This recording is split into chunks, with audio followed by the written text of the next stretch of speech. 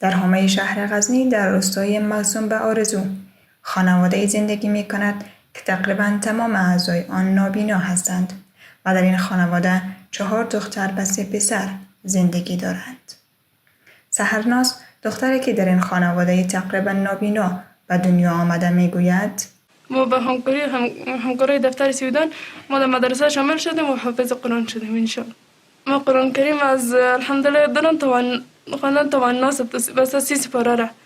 مشکل اقتصادی داریم، مادر زادن هم داریم، از خاطر که نابینا خیلی سخت است. در خانه که یک معلول باشه خیلی سخت است، 7 معلول خیلی سخت است.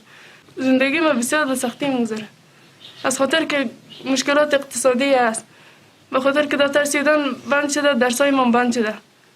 مسلمه دختر خردسال دیگر این خانواده نیز چنین بیان می کند. نه تا که دفتر سیودان بود من در درس مرفتم و درسام بند شده دیگه. من 3 سپاره خوانده بودم، بعد از درس محروم شدم دیگه. درسام بند شد، از درس محروم شدم. قاری وزیر محمد پسر این عضو خانواده نابینا نیز میگوید ما 7 نفر نابینا هستیم که 3 بچه است 4 دختر. یک فامیل 7 نفر نابینا است در مجموع. امارت اسلامی خواهش ما است که ما در کمیته سیودان یک نفر ما کار میکرد. همین کمیته سیودان برای نابیناها کسایی که از نگاه چشم خود تکلیف دارن نمیبینن و برای کسایی که ناشنوا بودن، زبان شنوا، زبان گپ زدن نداشت که گپ میزدن، همین کمیته سیودان پدر معلولین بودن، هم مادر معلولین.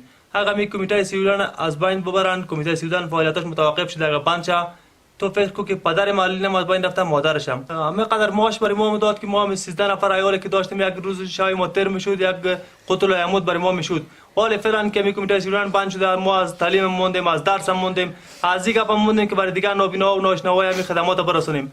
از کشور سیودان تقاضای ما می است که هر چیز زودتر همین مشکلات قد امارت اسلامی به جای گفتگو حل کنه، همین یک عذرخواهی کنه که همین مردم معلول افغانستان، همین مردم مظلوم و پریشان افغانستان در کنار را نگذارن که معلولین افغانستان در بدر خاک بسر میشن اگر این فعالیت متوقف شود. همچنان صالح محمد پدر این عضو خانواده بیان کرد.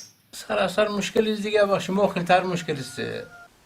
از این خاطر که کلگی هر سال این چیزی با شما یک رنج است.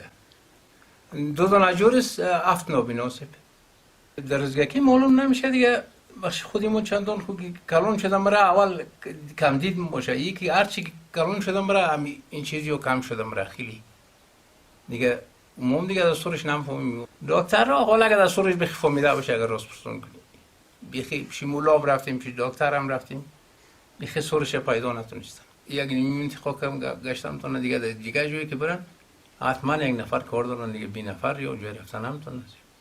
خودی ما خو یک چند دانه گوسپند است قدیم امروز وقت هستیم این روز مزدوری این کارهای دیگر هم نیم دیگه اگه پیدا شد گاهی کراچی برده بازار گاهی این کارا رو نیم. گفتنی است که پس از تحول 3 سال پیش به مسدود شدن فعالیت کمیته سیودان وضعیت معلولین در کشور و به ویژه در غزنی رو به وخامت بوده و بسیاری از آنان و همانند این خانواده حامیان خود را از دست دادند. اما با آن هم اعضای این خانواده بیان کردند که خواهان توجه نهادها و دولت به این وضعیت زندگیشان هستند.